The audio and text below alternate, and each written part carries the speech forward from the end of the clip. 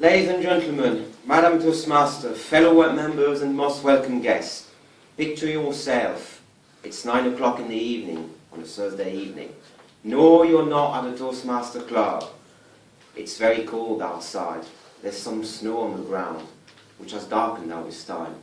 Perhaps you're looking forward to your weekend in a warm, snug home, watching the television.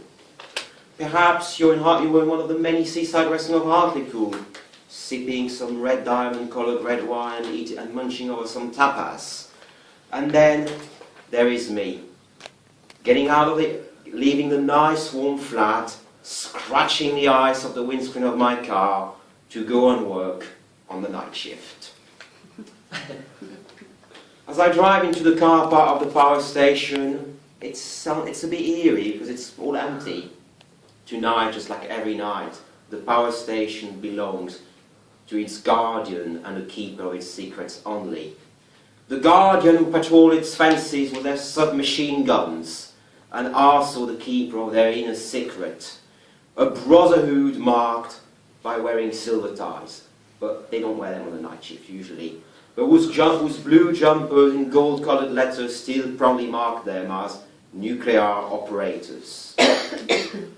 So I arrive at the control room, I begin the shift, we all begin the shift together, we all have the start of the meeting, and it's the same story every time. The Alpha's broken down, Bravo's working fine, we have 97% feed flow, it's the same usual story. But tonight something catches my eyes.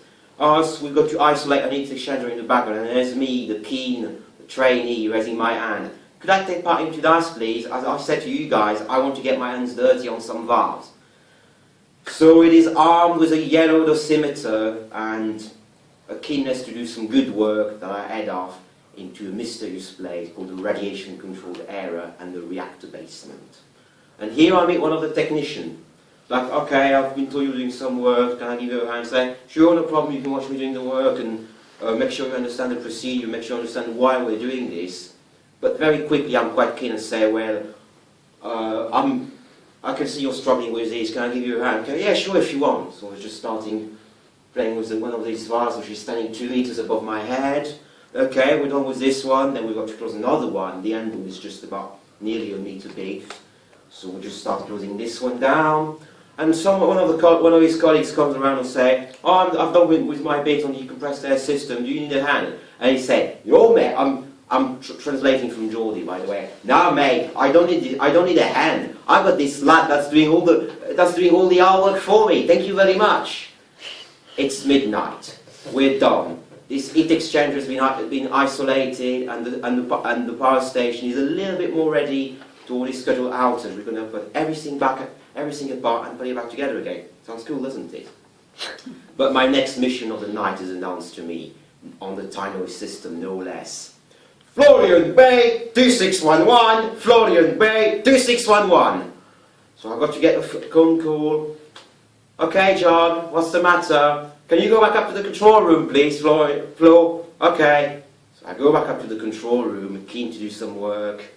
I'm back on the deck of the Starship. What's going on?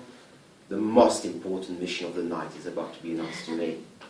Florian, the takeaway curry is going to arrive at the gate soon. Can you go and pick it up? So I stand with one of the guards and I discuss, have you guys thought about what would happen if they put some poison in the curry? Yeah, I think we've done an exercise a few years ago about what would happen if the operators got poisoned. Eventually the curry arrives, it smells so nice. It doesn't smell like poison to me, really. And okay, so it's a big box. But I'm a fit young man, so I can carry it. I've got to climb up 2 flights of stairs, and I'm almost in the control room, but there's something in my way. A turnstile.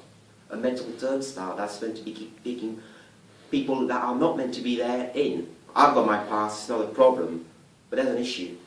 I got stuck into the turnstile. So try and imagine a turnstile, and you're in that quarter slice, and your knees are outside or outside, you're right in the middle. So I'm like, shit, how did I manage to get into this? Okay, so I take my badge and I try and put it back down. It starts beeping, something's going wrong there. And then I see that there's a camera looking at me. It's like, okay, I'm just going to wave at it, and I hope that someone's going to open the door next to me and come and free me. But no one comes. No one's coming to free me. I'm a prisoner of the metal monster. And I'm like, I need to sort myself out. Otherwise, the legend of the article monkey is going to come true. They're going to hang me in the terminal crane. By some miracle, I managed to extricate myself from the metal monster at the cost of a few broken poppadoms. And here I am, I've got the food in the control room. It's 3 a.m. now. Fueled by caffeine, the keepers of the nuclear power station's secret are still there. And one of the older one, John, turns to me and says, Lollian, do you know what a deaerator is? What's its purpose?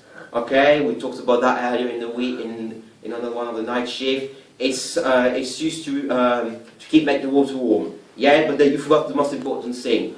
It's used to remove the oxygen in water. You're a good lad. You're learning what I'm telling you. That's good. He's a good lad, darling, isn't he? And the other person say, yeah, he's doing well. Then next question come.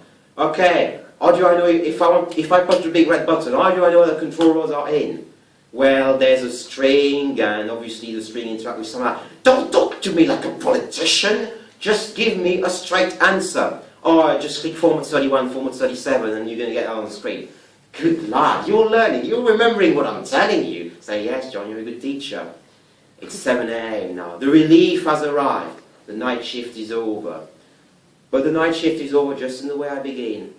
I come in the car park, many cars are pulling.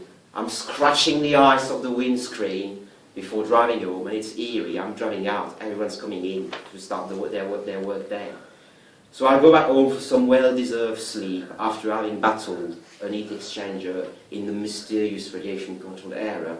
A metal monster in whose jaws I was stuck in. And I've managed to wiggle away some knowledge from the prodigal keepers of the nuclear power station.